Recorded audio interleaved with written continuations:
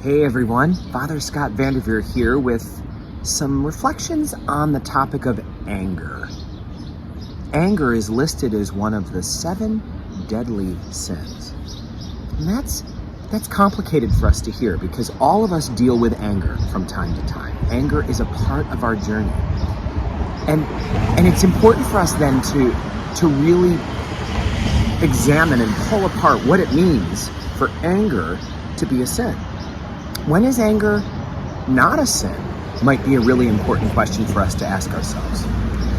Well, perhaps the first thing we should acknowledge is that anger is a natural emotion, and we learn from an early age that emotions are neither good nor bad. There's no such thing as it being a sin to be sad or a sin to be worried. But we know when we hear that sometimes we can be sad for too long a time, or we can be overly worried about something beyond our control. And so we know that emotions can be practiced in an unwholesome way. That's a real thing that happens. So what about anger then? When is anger not a sin? When is it a sin? Perhaps it would be good for us to acknowledge that the word anger is maybe too general for us to talk about what would make it a sin. Maybe it's more important to kind of parse out the difference between anger and wrath. Wrath is a sin. Wrath is an out of control, unmediated outpouring of vitriol and bitterness. It's when we just start gushing resentment and hatred. Whenever wrath is the expression that's coming from inside of us, we know we're on the wrong track. We know that personally, and we know it in the news. When we see armed conflicts in the world where one side is just pummeling and bombarding the other side, we see wrath, and we know it's sinful. We know that it's sinful. So, wrath is a very good way to understand when anger is a sin. When anger turns into wrath, we're in the territory of unwholesome emotion. But perhaps that's not the only way that anger can be a problem. Perhaps it's good for us to look at the idea of resentment. Resentment is when we have a lingering, ongoing sensation that someone needs to be punished emotionally. The idea that every time we think of them, we can look at their rap sheet, their picture in one hand and their rap sheet in the other, and come up with a long list of reasons why this person is not good, why this person is not trustworthy. Resentments eat away at us. So resentments are interesting in the sense that they're unwholesome, especially because of what they do to the person holding them, not what they do to the person receiving them. In the case of wrath, the person receiving the wrath is the victim of this sinful outpouring. With resentment, the person holding the feeling is the victim.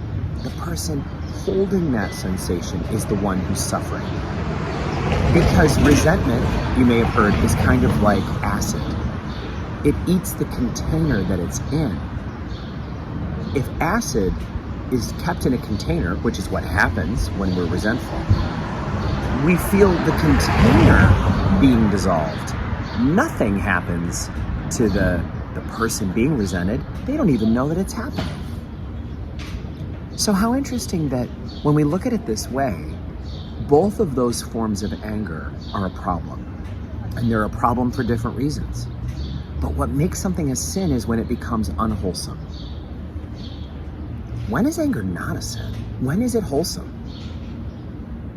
Well, a good way to look at that is to look at the idea of fear. Fear is sometimes healthy and sometimes not. You know when fear is healthy and sensible. Fear makes sense. Fear is healthy and sensible when we're in the presence of danger. If I'm getting on a flight to a city that is under siege and being bombed, it would be appropriate for me to be fearful. If I'm going into a dark alley in a dangerous neighborhood at night, it's appropriate to be cautious, to use fear as a guide. They say that fear is an indication that we're in the presence of danger. When we feel fear in a healthy way, we're in the presence of danger. Let's look at that with anger then. Anger can be healthy or unhealthy. When is anger healthy? When it signals that we're in the presence of injustice.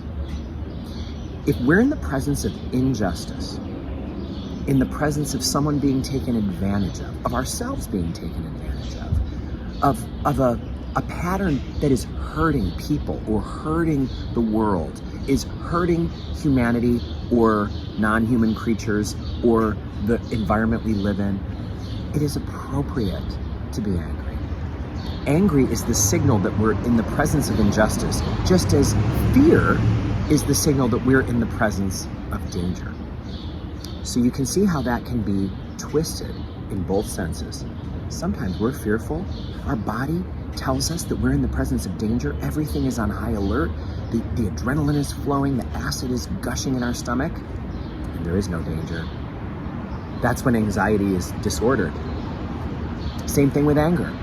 We're on high alert. We feel like, not on my watch. This is not going to happen. This will not stand.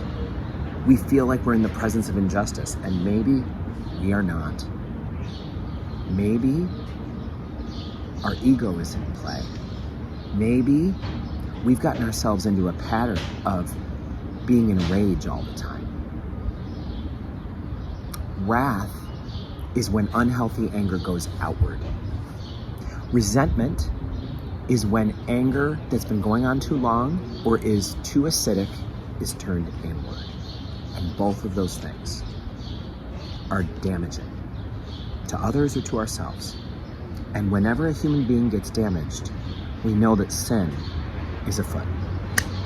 So friends, just some thoughts about anger, that emotion, and that sin. Let us make a commitment to each other and ourselves that we will keep this in mind when we feel angry, that we will nurture healthy anger in ourselves, that fire that wants to extinguish injustice. And let us hold ourselves accountable to when wrath and resentment are taking over our lives and our relationships. May God bless you all.